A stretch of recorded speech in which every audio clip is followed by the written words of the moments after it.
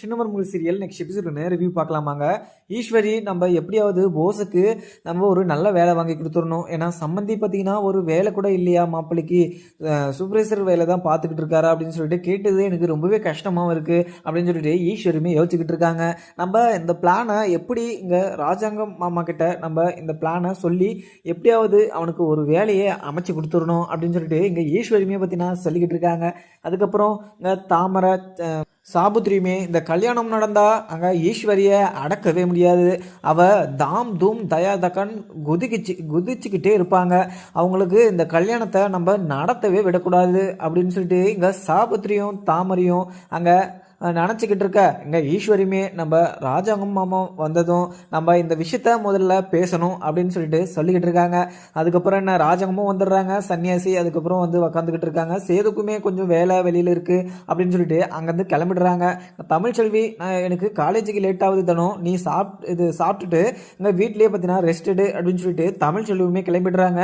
இன்னைக்கு அங்கே டெஸ்ட் இருக்குது, ரிவிஷன் டெஸ்ட் இருக்குது அப்படின்னு சொல்லிட்டு இன்னைக்கு கொஞ்சம் சீக்கிரமாகவே கிளம்பிடுறாங்க தமிழ்ச்செல்வி. இதை பார்த்தா அப்பத்தா என்ன தமிழ்ச்செல்வி என்ன இன்னைக்கு கொஞ்சம் சீக்கிரமாக கிளம்புற அப்படின்னு சொல்லிட்டு கேட்குறாங்க. இல்லை அப்பத்தா இன்னைக்கு கொஞ்சம் எனக்கு டெஸ்ட் இருக்குது, அதனால இன்னைக்கு கொஞ்சம் சீக்கிரமாக போகிற மாதிரி இருக்கும் அப்படின்னு சொல்லிட்டு அங்கேருந்து கிளம்பிடுறாங்க. அதுக்கப்புறம் அப்பத்தாவுமே இவளை அடக்கவே முடியறதில்ல. இந்த படிப்புன்னு சொல்லிட்டு இப்போ இவளை விட்டா இப்பவே டாக்டர் ஆயிடுவா போல அப்படின்னு சொல்லிட்டு எங்கள் அப்பத்தாவுமே நினச்சிக்கிட்டு இருக்காங்க. அதுக்கப்புறம் என்ன அப்பத்தாவுமே உள்ளே போயிட்டு உக்காருவோம். அங்கே ஈஸ்வரி வந்து மாமா நான் உங்ககிட்ட ஒன்று பேசணும், அது நீங்கள் என்ன சொல்லுவீங்கன்னு எனக்கு தெரியல அப்படின்னு சொல்லிட்டு இங்கே ஈஸ்வரியுமே வளன்னு பேசிக்கிட்டு இருக்காங்க. அதுக்கப்புறம் ஈஸ்வரி நீ வந்த விஷயத்த சொல்லு அப்படின்னு சொல்லிட்டு ராஜாங்கம் சொல்லுவோம். உடனே எங்கள் ஈஸ்வரி என்ன சொல்கிறாங்கன்னா, அங்கே சம்மந்தி வீட்டால் இங்கே போஸுக்கு எந்த வேலையை சூப்பர்வைசர் வேலை தான் பார்க்குறாரா அப்படின்னு சொல்லிட்டு கேட்டதும் எனக்கு ரொம்பவே மனசு கஷ்டமாக இருக்குது. இங்கே போஸுக்கு எதனா ஒரு பிஸ்னஸை நீங்களே ஸ்டார்ட் பண்ணி கொடுத்துட்டிங்கன்னா எனக்கு ரொம்பவே சந்தோஷமாக இருக்கும். அங்கே போஸுமே இதை வச்சுக்கிட்டு அப்படியே வந்து கொஞ்சம் அவனும் கொஞ்சம் செட்டில் ஆகிடுவான் அப்படின்னு சொல்லிட்டு இங்கே ஈஸ்வரியை சொல்லுவோம். உடனே இங்கே ராஜாங்கம் ஈஸ்வரி நான் அவனுக்கு என்ன பண்ணணுமோ அது எனக்கு நல்லாவே தெரியும். அவன் மடமேல தாலி கட்டுற போது அவனுக்கு நான் 1 கோடி ரூபாய் நான் அவனுக்கு கொடுக்குவேன். அதை வச்சு அவன் எந்த பிஸ்னஸ் ஸ்டார்ட் பண்ணி அவன் நல்லபடியாக வந்தால் அது எனக்கு சந்தோஷம்தான். அவன் எந்த கெட்ட எண்ணமும் நினைக்காம அவன் நல்லபடி சந்தோஷமாக அவள் கூட சேர்ந்து அந்த பொண்ணை எதுவும் டார்ச்சர் பண்ணாமல் சந்தோஷமாக வாழ்ந்தா எனக்கு அதுவே போதும். அந்த 1 லட்சமும் இல்லாமல் நான் வேறு எல்லாமே பண்ணுவேன். ஆனால் அவன் அந்த பொண்ணை வச்சுக்கிட்டு நல்லா சந்தோஷமாக காப்பாற்றணும் அப்படின்னு சொல்லிட்டு இங்கே ராஜாங்கமும் சொல்லிக்கிட்டு இருக்க. அதுக்கப்புறம் ஈஸ்வரியும் இதை கேட்டு ரொம்பவே சந்தோஷமாகவும் 1 கோடியா அப்படின்னு சொல்லிட்டு அங்கே வாயை பிளந்துக்கிட்டு நின்றுட்டு இருக்காங்க.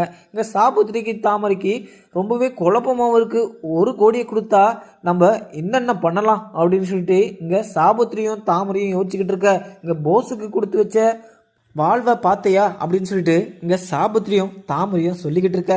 அதுக்கப்புறம் 1 கோடி கொடுக்குறீங்களா, அவனுக்கு எதுக்கு 1 கோடி, அங்கே மாப்பிள்ளை பொண்ணு வீட்டாரே நிறைய சொத்தும் நிறைய நகையும் வச்சுக்கிட்டு இருக்காங்க, அவங்களுக்கு எதுக்கு இந்த பணமெல்லாம் அப்படின்னு சொல்லிட்டு இங்கே சாபுத்திரி கேட்குறாங்க. உடனே இங்கே ஈஸ்வரி உங்களுக்கு எதுக்கு, அங்கே ராஜாங்க மாமா அவர் மனசார அந்த பணத்தை இங்கே போஸுக்கு கொடுக்குறாங்க, அவங்க கொடுக்குறதுல உங்களுக்கு என்ன பிரச்சனை இருக்குது அப்படின்னு சொல்லிட்டு இங்கே ஈஸ்வரியும் சொல்லிக்கிட்டு இருக்காங்க.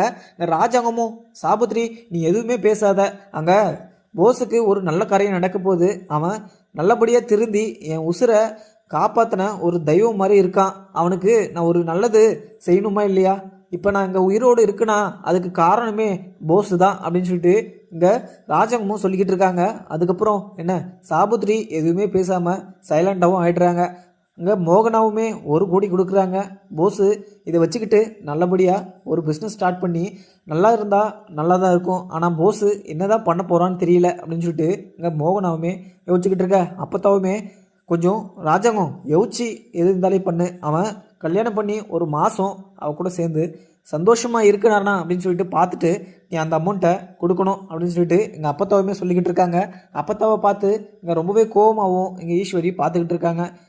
மாமா நீங்கள் சொன்னதே எனக்கு ரொம்பவே சந்தோஷமாக இருக்குது, நீங்கள் போஸ் நல்லா இருக்கட்டும் அப்படின்னு சொல்லிட்டு மனசில் நினச்சிங்க பார்த்தீங்களா, எனக்கு மிகப்பெரிய சந்தோஷமாக இருக்குது. அதே மாதிரி போஸ் நல்லபடியாக வாழணும் அப்படின்னு சொல்லிட்டு இன்னொரு பொண்ணை பார்த்து நீங்கள் கல்யாணம் பண்ணி வைக்கிறது எனக்கு இன்னும் சந்தோஷமாக தான் இருக்குது, நீங்கள் சொன்னதே போதுமாம்மா அப்படின்னு சொல்லிட்டு இங்கே ஈஸ்வரியுமே கிளம்பிடுறாங்க. அதுக்கப்புறம் என்ன இந்த விஷயத்த போஸுக்கிட்டையுமே ஈஸ்வரி ஷேர் பண்ணுறாங்க. போஸுக்கு ரொம்பவே சந்தோஷமாக இருக்குது. அங்கே பொண்ணு வீட்டிலேருந்து வர்றதுக்கு காசு இல்லாமல் இங்கே ராஜாங்கம் 1 கோடி கொடுக்குறேன் அப்படின்னு சொல்லிட்டு சொன்னது இங்கே மிகப்பெரிய சந்தோஷமாகவும் இருக்குது போஸுக்கு.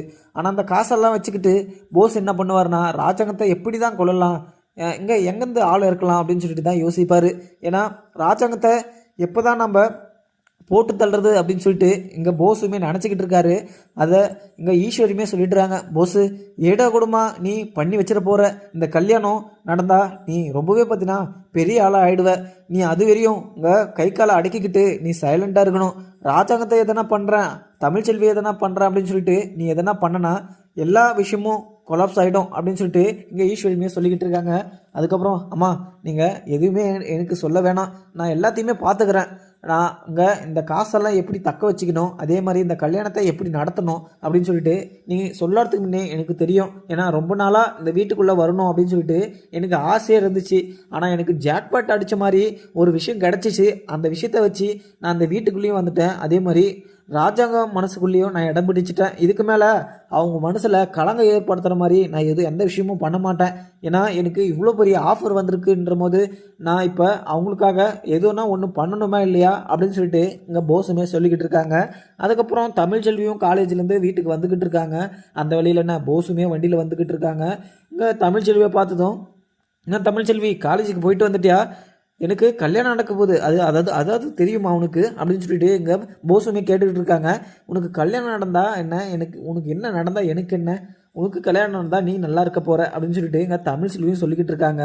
அதுக்கப்புறம் என்ன, போஸு எனக்கு கல்யாணம் நடந்தால் 1 கோடி தராங்களாம் இங்கே ராஜாங்கம், எனக்கு அந்த 1 கோடி கிடைச்சிச்சா நான் என்ன பண்ணுவேன்னு எனக்கே தெரியும், எனக்கு ரொம்பவே சந்தோஷமாக இருக்குது அப்படின்னு சொல்லிக்கிட்டு இருக்காங்க. அந்த 1 கோடி உனக்கு வந்தே சேராது, அது வரவிடாமல் நான் செய்கிறேன் பார்க்குறியா அப்படின்னு சொல்லிட்டு இங்கே போஸுக்கிட்டே சவாலை விடுறாங்க தமிழ்ச்செல்வி. உன்னால் முடிஞ்சதோ நீ பார்த்துக்கோ, அவர் 1 கோடி கொடுக்குறது 100% உண்மை, அதை நீ கொடுக்க விடாமல் என்ன பண்ணிக்கிறியோ பண்ணிக்கோ அப்படின்னு சொல்லிட்டு ரொம்பவே பார்த்தீங்கன்னா திமிராவும் அங்கே போஸ் சொல்லிட்டு போயிடுறாரு. இந்த தமிழ்ச்செல்விக்கு ரொம்பவே கோபமாக இருக்குது போஸ் மேலே. ஏன்னா இவ்வளோ தப்பு செஞ்சிட்டோம், ராஜாங்கத்தை கொலை முயற்சி பண்ணிட்டோம், இவ்வளோ ஹாப்பியாக சுற்றிக்கிட்டு இருக்காரு, அந்த வீட்டில் உன்னை விட்டதே என்னோட தப்பு அப்படின்னு சொல்லிட்டு இங்கே தமிழ்ச்செல்வியுமே நினச்சிக்கிட்டு இருக்காங்க. போஸோட கல்யாணத்தை நம்ம எப்படியாவது நிறுத்தி தான் ஆகணும், அந்த போஸோட சுயரூபத்தெல்லாம் நம்ம ராஜாங்க மாமாக்கும் இங்கே சேதுக்கும் எல்லா விஷயத்தையும் நம்ம சொல்லணும் அப்படின்னு சொல்லிட்டு இங்கே தமிழ்ச்செல்வியுமே யோசிச்சுக்கிட்டே வீட்டுக்கு போயிடுறாங்க. அதுக்கப்புறம் என்ன, இங்கே சேது அப்பா இங்கே கல்யாண ஏற்பாடு சித்தி என்கிட்ட சொல்லிட்டு இருந்தாங்க, எனக்கு அது என்னென்னு தெரியாது அப்படின்னு சொல்லிட்டு என்ன தான் பார்த்துக்க சொன்னாங்க, அது விஷயமா நான் கொஞ்சம் வெளியே போயிட்டு வந்துடுறேன் அப்படின்னு சொல்லிட்டு போஸுமே கிளம்பிடுறாங்க. ராஜாங்கமும் ரொம்ப சந்தோஷமாக இருக்க, சன்னியாசியும் அண்ணே நீங்கள் போஸுக்கு இவ்வளோ தப்பு பண்ணியுமே அவனை இந்த வீட்டில் சேர்த்து அவனுக்குன்னு ஒரு பொண்ணு பார்த்து கல்யாணம் பண்ணி வைக்கிறேன் அப்படின்னு சொல்லிட்டு நீங்கள் சொன்னது எனக்கு ரொம்பவே சந்தோஷமாக இருக்குது. அதுவும் இல்லாமல் அவன் நல்லா இருக்கட்டும் அப்படின்னு சொல்லிட்டு நீங்கள் அவனுக்கு 1 கோடி கொடுக்குறேன்னு சொல்லிட்டு உங்களோட நல்ல மனசுக்கு நீங்கள் நல்லா இருப்பீங்கண்ணே அப்படின்னு சொல்லிட்டு இங்கே சன்னியாசியுமே சொல்லிக்கிட்டு இருக்காங்க. என்ன சன்னியாசி நீ இது மாதிரி சொல்லிக்கிட்டு இருக்க, உன் பையனா என்னோட பையன் மாதிரி, நான் அவனை என்னென்ன பண்ணணுமோ அதெல்லாம் நான் பண்ணுவேன், ஆனால் போஸு கரெக்டாக பொறுப்பாக இருந்து அதெல்லாம் நல்லா பார்த்துக்கிட்டானா நான் இன்னும் நல்லாவே பண்ணுவேன், அவன் இப்போ தான் கொஞ்சம் அவனுக்கு பொறுப்பு வந்திருக்கு, இதுக்கு மேலே அவனுக்கு இன்னும் கொஞ்சம் பொறுப்பு வரட்டும், அதுக்கப்புறம் அவனுக்கு என்ன பண்ணணுமோ அதை நான் கரெக்டாக பண்ணிவிடுவேன் அப்படின்னு சொல்லிட்டு இங்கே ராஜாங்கமும் சொல்லிக்கிட்டு இருக்காங்க. இதை கேட்ட சன்னியாசிக்கு ரொம்பவே சந்தோஷமாக இருக்குது. ஆனால் நீங்கள் என்ன பண்ணலையும் எனக்கு ரொம்பவே சந்தோஷம்தான், ஆனால் போஸோட கல்யாணம் இப்போ நடக்க போகுது அப்படின்னு சொல்லிட்டு எனக்கு நீங்கள் சொன்னதுலேருந்து எனக்கு ரொம்பவே சந்தோஷமாக இருக்குது. அதே மாதிரி பொண்ணு வீட்லேயுமே அவங்களுக்கு மாப்பிள்ளையே ரொம்பவே பிடிச்சிருக்கு அப்படின்னு சொல்லிட்டு கூடி சீக்கிரம் கல்யாணத்தை வச்சுக்கலாம், அதுவும் சிம்பிளாக வச்சுக்கலாம், நம்ம நினச்ச மாதிரியே வச்சுக்கலாம் அப்படின்னு சொல்லிட்டு சொன்னது எனக்கு சந்தோஷமாக தான் இருக்குண்ணே, இதுக்கு மேலே என்ன எனக்கு இதுவே போதுண்ணே அப்படின்னு சொல்லிட்டு இங்கே சன்னியாசமே சொல்லிக்கிட்டு இருக்காங்க. அதுக்கப்புறம் ராஜாங்கமும் மோகனா எனக்கு கொஞ்சம் காப்பி தண்ணி எடுத்துகிட்டு வரியா அப்படின்னு சொல்லிட்டு மோகனா கிட்ட சொல்லிக்கிட்டு இருக்காங்க. சரிங்க நான் எடுத்துகிட்டு வரேன், உங்களுக்கு கொஞ்சம் சுகர் அதிகமாக போட்டு எடுத்துகிட்டு வரதுங்களா அப்படின்னு சொல்லிட்டு கேட்குறாங்க. உடனே இன்னும் மோகனா நார்மலாக எடுத்துகிட்டு வர மாதிரி எடுத்துகிட்டு வா, என்ன இன்றைக்கி சுகர் அதிகமாக போட்டா அப்படின்னு சொல்லிட்டு அப்படின்னு சொல்லிட்டு கேட்குறாங்க. உடனே இன்றைக்கி ரொம்பவே நல்ல காரியங்கள்லாம் நடக்குது இல்லை, அதனால கொஞ்சம் இனிப்போட நீங்கள் சாப்பிடணும் அப்படின்னு சொல்லிட்டு தான் கேட்டேன் அப்படின்னு சொல்லிட்டு மோகனா சொல்லிக்கிட்டு இருக்காங்க. அதுக்கப்புறம் நீ ஏதோ ஒன்று எடுத்துகிட்டு வா அப்படின்னு சொல்லிட்டு இங்கே ராஜாங்கமும் சொல்லிட்டுறாங்க. அதுக்கப்புறம் அப்பத்தாவுமே ராஜாங்கம் நீ சேதுக்கு இது போஸுக்காக ரொம்பவே பண்ணுறேன் அப்படின்னு சொல்லிட்டு பெரிய பெரிய விஷயமெல்லாம் சொல்லிக்கிட்டு இருக்க, ஆனால் நீ அவன் நல்லவனா கெட்டவனா அப்படின்னு சொல்லிட்டு அவன் எப்படி இருக்கான்னு சொல்லிட்டு பார்த்துட்டு இந்த விஷயத்தெல்லாம் பண்ணா என்ன அப்படின்னு சொல்லிட்டு அப்பத்தா சொல்லிக்கிட்டு இருக்காங்க. அப்பத்தா அவன் இப்போ திருந்திட்டான், என்னோட உசுரையும் இல்லாமல் இந்த வீட்டில் இருக்கிற எல்லாரும் உசுரையும் அவன் காப்பாற்றிருக்கான். அவன் மனசில் நல்ல எண்ணம் வச்சுட்டு இருந்தால்தான் இங்கே எல்லாரையுமே காப்பாற்ற முடிஞ்சது. அவன் நல்லா தான் இப்போ திருந்திட்டான் போல். அவன் நல்லா தான் வச்சு பார்த்துப்பான் அந்த பொண்ணை. எந்த ஃபீலும் பண்ணாத அப்போதா அப்படின்னு சொல்லிட்டு இங்கே ராஜாங்கமும் சொல்லிட்டுறாங்க. தமிழ்ச்செல்வி வீட்டுக்கு வந்து இங்கே போஸு எங்கிட்டே சவால் விட்டுட்டு போகிறான். அவன் அங்கே ஒரு பொண்ணு கூட ஊர் சுற்றிக்கிட்டு இருக்கிறதெல்லாம் எனக்கு வீடியோ ஆதாரமே இருக்குது. இதெல்லாம் வச்சு நான் ஒரு செகண்டில் உன்னோட மரியாதையும் இந்த வீட்டில் உன்னை இருக்க விடாத மாதிரி நான் பண்ணுருவேன். ஆனால் இதெல்லாம் தெரியாமல் எங்கிட்டே நீ வந்து சவால் விட்டுட்டு போகிற அப்படின்னு சொல்லிட்டு இங்கே தமிழ்ச்செல்வி அவன் தான் முட்டாள், நான் முட்டாள் இல்லை. ஆனால் அவனோட கல்யாணத்தை அவனே பார்த்தீங்கன்னா நிறுத்தத்துக்கு ஐடியா கொடுத்துட்டு போயிருக்கான். அவன் நல்லவனாக இருந்தால் கூட அந்த கல்யாணத்துக்கு நம்ம சம்மந்தரிச்சுக்கலாம். ஏன்னா அவன் சுத்தமாக பார்த்தீங்கன்னா ஒரு பொண்ணோட வாழ்க்கையை கெடுத்ததும் இல்லாமல் இன்னொரு பொண்ணோட வாழ்க்கையை கெடுக்கலாம் அப்படின்னு சொல்லிட்டு இப்போ சுற்றிக்கிட்டு இருக்கான். அவனுக்கு இந்த கல்யாணத்தவே நடத்த விடக்கூடாது அப்படின்னு சொல்லிட்டு இங்கே தமிழ்ச்செல்வியுமே யோசிச்சுக்கிட்டு இருக்காங்க.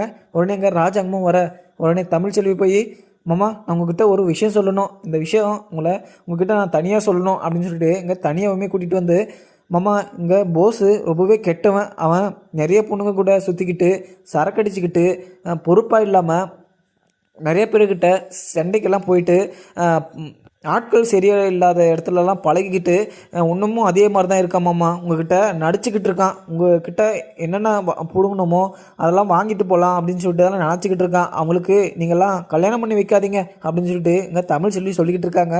தமிழ்ச்செல்விக்கிட்ட பேசுகிறாலுமே ராஜாங்கம் தமிழ்ச்செல்வி சொன்னதை கேட்டதும் ரொம்பவே அதிர்ச்சியாகவும் இந்த விஷயத்த சன்னியாசிக்கிட்டையுமே ஷேர் பண்ணுறாங்க. சன்னியாசியுமே இதை கேட்டதும் ரொம்பவே கோபமாகவும் அங்கே போஸை பார்த்தீங்கன்னா ரொம்பவே கோபமாக என்னடா பண்ணி வச்சுட்டு இருக்க, நீ வெளியில் ஒரு 4-5 பொண்ணுங்க கூட சுற்றிக்கிட்டு இருக்கியா, இங்கே இந்த விஷயத்த என்கிட்ட ராஜாங்கம் அண்ணாவே சொன்னார் அப்படின்னு சொல்லிட்டு ரொம்பவே கோபமாகவும் சட்டை பிடிச்சிக்கிட்டு கேட்டுக்கிட்டு இருக்காங்க. இங்கே சன்னியாசியுமே உடனே அப்பா நான் இதெல்லாமா பண்ணலப்பா அப்படின்னு சொல்லிக்கிட்டு இருக்காங்க. நீ நல்லா திருந்திட்ட, பொறுப்பு வந்துருச்சு அப்படின்னு சொல்லிட்டு ராஜாங்கமே உனக்கு 1 கோடி கொடுக்குறேன் அப்படின்னு சொல்லிட்டு மனசு வந்து உங்களுக்கு அவ்வளோ கொடுக்குறேன் அப்படின்னு சொல்லிட்டு சொன்னதும் எனக்கு ரொம்பவே சந்தோஷமாக இருந்துச்சு. ஆனால் நீ இது மாதிரிலாம் பண்ணி வச்சிருக்க அப்படின்னு சொல்லிட்டு நினைக்கிற போது எனக்கு ரொம்பவே கஷ்டமாக இருக்குது. நீ நல்லா இருக்கட்டும் அப்படின்னு சொல்லிட்டு தான் அந்த பணத்தை கொடுக்குறேன் அப்படின்னு சொல்லிட்டு என்கிட்ட சொல்லியிருந்தாரு. ஆனால் நீ பண்ணி வச்சுக்கிறதான் பார்த்தா உனக்கு இன்னொரு கல்யாணம் எதுக்கு பண்ணுறோம் அப்படின்னு சொல்லிட்டு எனக்கு இப்போ தோணுதுடா அப்படின்னு சொல்லிட்டு அங்கே சன்னியாசி சொல்லவும் உடனே போஸு அப்பா நான் இது எதுவுமே பண்ணலப்பா, இது இந்த கல்யாணத்தை நிறுத்தத்துக்காக யாரோ இது பொய் சொல்லியிருக்காங்க அப்படின்னு சொல்லிட்டு ரொம்பவே பதட்டமாகவும் அங்கே போஸை சொல்லிக்கிட்டு இருக்காங்க. உடனே போஸை ரொம்பவே கோபமாகவும் சன்னியாசி அடிக்கிறாங்க. அதை பார்த்த ஈஸ்வரிக்கு பயங்கர கோபமாகவும் இருக்குது. எங்கே எதுக்கு அடிக்கிறீங்க அவனை, என்ன தப்பு பண்ணான் அப்படின்னு சொல்லிட்டு இங்கே ஈஸ்வரி கேட்டுக்கிட்டு இருக்காங்க. ஈஸ்வரி அவன் தப்பு பண்ணுறதுக்கு காரணமே நீ தான். அவனை சின்ன வயசுலேருந்து நீ கண்டித்து வளர்த்துருந்தனா அவன் இவ்வளோ லெவலுக்கு வளர்ந்து வந்து நின்றுப்பானா அப்படின்னு சொல்லிட்டு இங்கே சன்னியாசியுமே சொல்கிறாங்க. ஈஸ்வரி அப்படிப்பட்ட தப்பு அவன் என்ன பண்ணியிருக்கான், நீங்கள் அவனை போட்டு திட்டிக்கிட்டு இருக்கீங்க அப்படின்னு சொல்லிட்டு இங்கே ஈஸ்வரி கேட்குறாங்க. ஈஸ்வரி நீ பேசாமல் அந்தடிக்க போறியா அப்படின்னு சொல்லிக்கிட்டு இருக்காங்க. உடனே இங்கே ராஜாங்கம் சன்னியாசி அவனை இப்போ நாத்துக்கு தோளுக்கு மேலே வளர்ந்த பையனை நீ அடிச்சுக்கிட்டு இருக்க, அவனுக்கு ஒன்றும் புத்தி வரல, அவனுக்கு வந்துருச்சு அப்படின்னு சொல்லிட்டு நான் நினச்சிட்டு இருந்தேன். ஆனால் அவனுக்கு கொஞ்சம் கூட பொறுப்பு கஷ்டம் அப்படின்னு சொல்லிட்டு அவனுக்கு என்னன்னு தெரியல. இதுக்கு மேலேயும் அவனுக்கு இந்த கல்யாணம் பண்ணியே வைக்கக்கூடாது அப்படின்னு சொல்லிட்டு இங்கே ராஜாங்கமும் சொல்லுவோம். உடனே இதை கேட்ட ஈஸ்வரிக்கு பயங்கர கோபமாகவும் பயங்கர பதட்டமாகவும் இருக்குது. ஏன்னா இவ்வளோ பணம் வரப்போகுது அப்படின்னு சொல்லிட்டு ரொம்பவே சந்தோஷமாக இருந்த ஈஸ்வரிக்கு இப்போ திடீர்னு இவ்வளோ பெரிய குண்டை தூக்கி போட்ட மாதிரி இந்த கல்யாணம் நடக்காது அப்படின்னு சொல்லிட்டு சொன்னதை கேட்டதும் ஈஸ்வரிக்கு பயங்கர அப்செட்டாகவும் ஆகிடுது. இதை பார்த்த உடனே மாமா அவனுக்கு இப்போ தான் நல்ல காரியம் நடக்குது அப்படின்னு சொல்லிட்டு நான் ரொம்பவே சந்தோஷமாக இருந்தேன். ஆனால் அவன் இந்த கல்யாணத்தை நடத்த விடக்கூடாதுன்னு சொல்லிட்டு நிறைய பேர் இது மாதிரி பொய்யெல்லாம் சொல்லிக்கிட்டு இருக்காங்க மாமா. அவனை நீங்கள் தப்பாக நினச்சிக்காதீங்க. உங்கள் உசுரை அவன் இவ்வளோ தப்பான இருந்திருந்தா உங்கள் உசுரை காப்பாற்றுறதுக்கு அவன் உசுரவே பணிய வச்சு அந்த மாற்று மருந்தை எடுத்துகிட்டு வந்து நம்மளை எல்லாரையுமே காப்பாற்றினான். அவன் அப்படி நினச்சிருந்தானா அது மாதிரிலாம் பண்ணியிருப்பானா அப்படின்னு சொல்லிட்டு இங்கே ஈஸ்வரியுமே சொல்லிக்கிட்டு இருக்காங்க. ஈஸ்வரி நீ அவனுக்காக சப்போர்ட் பண்ணாத, அவன் எவ்வளவோ தப்பு பண்ணியிருக்கான், நீ அவனுக்காக சப்போர்ட் பண்ணிட்டு வந்து இங்கே நின்றுக்கிட்டு இருக்க, நீயும் அவனுக்கு துணையாக இருந்திருக்க போல, அதனால தான் நீ அவனுக்கு சப்போர்ட் பண்ணிக்கிட்டு இருக்க. இங்கே நான் சொன்னதுமே சன்னியாசி இந்த கல்யாணம் நடக்குது அப்படின்னு சொல்லிட்டு சொன்னதும் சன்னியாசி ரொம்பவே சந்தோஷமாக இருந்தான். ஆனால் இப்படியெல்லாம் பண்ணி வச்சிருக்கான் அப்படின்னு சொல்லிட்டு சன்னியாசிக்கு தெரிஞ்சதும் அங்கே சன்னியாசி ரொம்பவே வருத்தப்பட்டு, ஆனா அது அவன் இது மாதிரிலாம் பண்ணியிருப்பான்னு சொல்லிட்டு எனக்கு கொஞ்சம் கூட நம்பிக்கையே இல்ல. ஆனா அவன் இது மாரி பண்ற ஆள் தான் அப்படின்னு சொல்லிட்டு அங்க சன்னியாசிக்கே பயங்கர கோவமாவும் இருக்கு. அவன் இவ்ளோ தப்பு பண்ணிட்டு இன்னொரு பொண்ணோட வாழ்க்கைய கெடுக்கிறதுக்கு எனக்கு மனசு வரல அப்படின்னு சொல்லிட்டு இங்க ராஜாங்கம் சொல்லவும், உடனே ஈஸ்வரி மாமா அவனுக்கு இந்த கல்யாணம் நடந்தா அவனுக்கு பொறுப்பு வந்துரும். நீங்க இந்த கல்யாணத்த மட்டும் எப்படியாவது நடத்தி வச்சுருங்க அப்படின்னு சொல்லிட்டு ரொம்பவே கெஞ்சிக்கிட்டு இருக்காங்க. அதுக்கப்புறம் என்ன நடக்குதுன்னு பார்க்கலாமாங்க. வீடியோ பிடிச்சிருந்தா லைக் பண்ணுங்க. Thank you friends.